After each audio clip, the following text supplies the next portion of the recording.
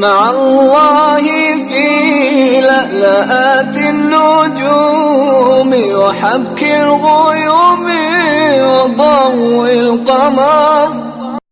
بسم اللہ الرحمن الرحیم.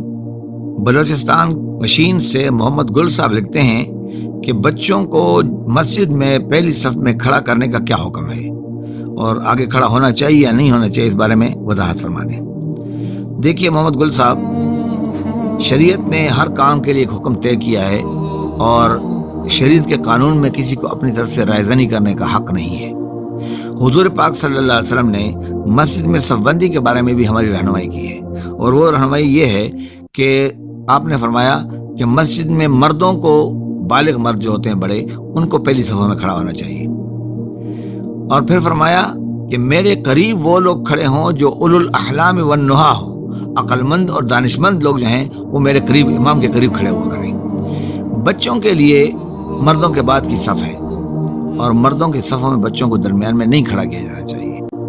البتہ یہ ہے کہ اگر کوئی بچہ پہلی صف میں کھڑا ہو جائے یا کوئی آدمی اس کو لا کر وہاں کھڑا کر دے تو شرعی طور پر یہ وضاحت ہو جانی چاہیے وہاں کہ بھائی بچوں کی جگہ جو ہے وہ پہلی صف نہیں ہے، مردوں کے بعد کی صفیں بچوں کی ہوتی ہیں، لہذا بچوں کو آگے کی صفوں میں نہ لایا جائے. اور بچوں سے مراد وہ بچے ہیں جو بالکل ناسمجھ ہوتے ہیں، مسجد میں شرارتیں کرتے ہیں، حرکتیں کرتے ہیں. ان کو ایک تو بالکل چھوٹے بچوں کو مسجد میں لانے سے گریز بھی کیا جائے، دوسرا یہ کہ اگر بچوں کو لایا جائے تو ان کو ادب سکھایا جائے، تمیز سکھائی جائے اور احترام سکھایا جائے کہ مسجد میں کیا کام کرنے کے ہیں، کیا کام نہیں کرنے کے ہیں. پہلی صف میں اگر کوئی بچہ کھڑا ہو گیا ہے یا کسی باپ نے اس کو کھڑا کر دیا ہے تو بڑے پیار اور محبت کے ساتھ اس بچے کو اور اس کے سرپرست کو سمجھایا جانا چاہیے. ایسا نہیں ہے کہ بچہ کھڑے ہونے سے کوئی نماز ہوتی نہیں ہے، نماز ہو جاتی ہے، لیکن بچے کی جگہ یہ نہیں ہے.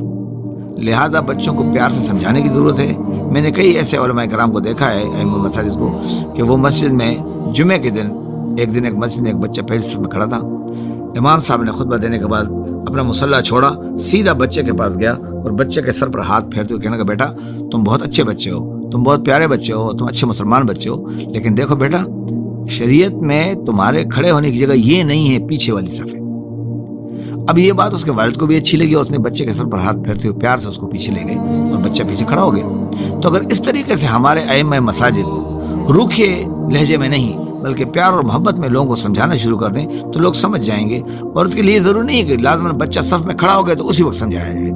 بھائی مسجد میں جب آپ خطبہ دے رہے ہوں، مسجد میں جب آپ فرض نماز کے بعد درس دے رہے ہوں، اس وقت لوگوں کو سمجھایا جانا چاہیے. یہ تمام مسائل اصل میں لوگوں کے سمجھانے کے ہیں. ہمارے ہاں معاملہ یہ ہے کہ مسجد تو صرف ایک ایکسرسائز کی جگہ رہ گئی ہے کہ ہم رکوع سجدہ کرتے ہیں اور اس کے بعد لوگوں کی رہنمائی وہاں سے نہیں ہوتی ہے. حالانکہ مسجد میں 5 دفعہ اگر آپ لوگوں کی رہنمائی کریں اور روزانہ ان کو ہر نماز کے بعد ایک مسئلہ بھی سمجھائیں، ایک بات بھی سمجھائیں، تو آپ سال ڈیڑھ میں پورے مسائل بتا دیں گے. ہمارے ہاں یہ پیچیدگی ہے کہ جمعے کے مسائل میں بھی، جمعے کے دروس میں بھی ہمارے ہاں مسائل نہیں سمجھائے جاتے ہیں. علماء کرام کی ذمہ داری یہ بنتی ہے کہ وہ ایک حکیم، سمجھدار، دانشمند انسان کے طور پہ اپنے مقتدیوں کو ڈیل کریں، لوگوں کو مسائل بھی سمجھائیں. نکاح کے مسائل، طلاق کے مسائل، نماز کے مسائل، روزے کے مسائل، یہ تمام چیزیں ایسی ہیں جو مسجد میں مقتدیوں کو سمجھائی جانی چاہیے. اور اس کے لیے ضروری نہیں ہے کہ آپ فل والیوم کے ساتھ لاؤڈ اسپیکر کھول دیں. جتنے لوگ آپ کی آواز سن رہے ہیں ان تک آپ کی آواز پہنچ جانی چاہیے. حضور پاک فرماتے ہیں کہ یہ رعونت ہے، تکبر ہے کہ ضرورت سے زیادہ آپ اپنی آواز کو تیز کریں، اونچا کریں. جتنے لوگ آپ کے سامنے بیٹھے ہیں ان تک آواز پہنچائیے اور ان کو پیار اور محبت سے سمجھائیے. لہٰذا بچے کو پہلی صف میں کھڑے کرنے کا مسئلہ بھی ذہن میں رکھیے کہ بچے کی جگہ پہلی صف نہیں ہے، پچھلی صف میں بچوں کی جگہ ہے. مردوں سے پیچھے بچے کھڑے ہوں گے اور ان کو ادب اور احترام سکھایا جانا چاہیے، مسجد کے آداب سے ان کو آگاہ کیا جانا چاہیے. لیکن اگر کہیں غلطی سے کوئی بچہ آگے کھڑا ہو جائے تو اس کو ڈانٹنا، ڈپٹ کرنا، اس کو جھڑکنا، اس کو لان تان کرنا، یہ ایک عالم دین کو زیب نہیں دیتا ہے. عالم دین بہت پیار اور محبت میں اس کو سمجھا سکتا ہے کہ بھائی یہ کام نہ کرو. تو مسئلہ اصل میں پریزنٹیشن کا ہے، کسی کو سمجھانے کا ہے کہ آپ کسی فریق کو کس طرح سمجھائیں. اگر پیار اور محبت سے، انتہائی نرمی کے ساتھ، پولائٹنس کے ساتھ آپ سمجھاتے ہیں تو انسان سمجھ جاتے ہیں. اگر نہیں سمجھتے دوبارہ سمجھائیے، دوسری دفعہ نہیں سمجھتے تیسری دفعہ سمجھائیے، 50 بار سمجھائیے. دیکھیے ایک عالم دین کی ذمہ داری لوگوں کو سمجھانے کی ہے، لوگوں کو مجبور کرنے کی نہیں ہے.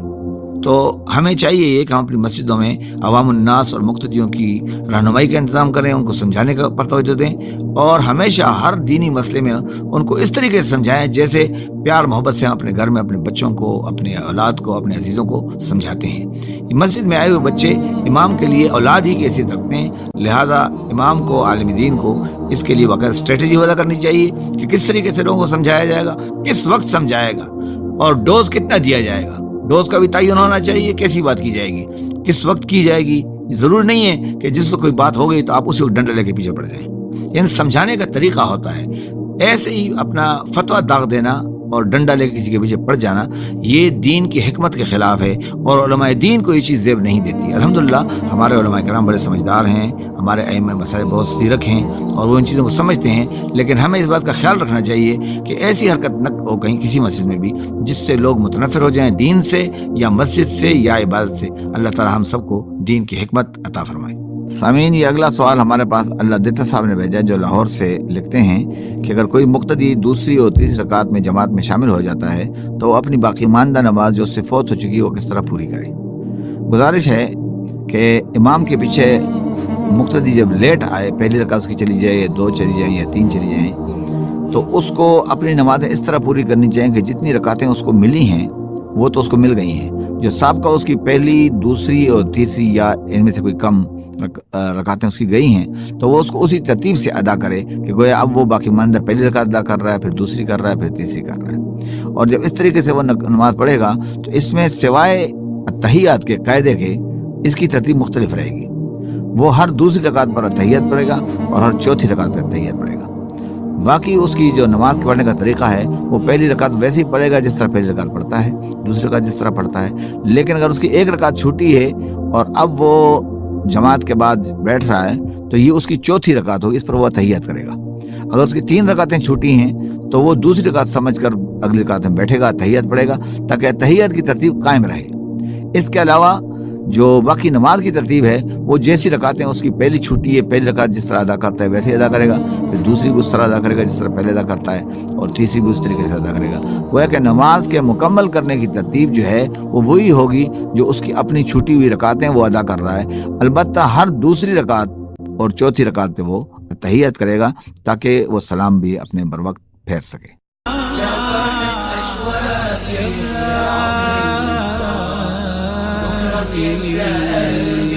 كل أيام الصلاة